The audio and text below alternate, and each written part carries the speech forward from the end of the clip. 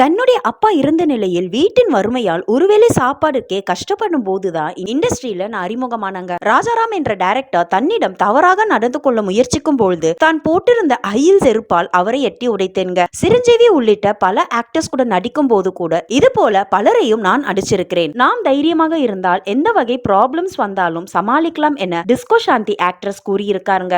100க்கும் மேற்பட்ட படங்களில் நடித்து ஸ்ரீஹரி என்னும் ஆக்டரை அவங்க மேரேஜ் பண்ணிக்கிட்டாங்க. இவங்களுடைய போல்ட்னஸ் இண்டஸ்ட்ரியில இவங்கள ஆம்பளை என்று கூறுவாருங்களாங்க.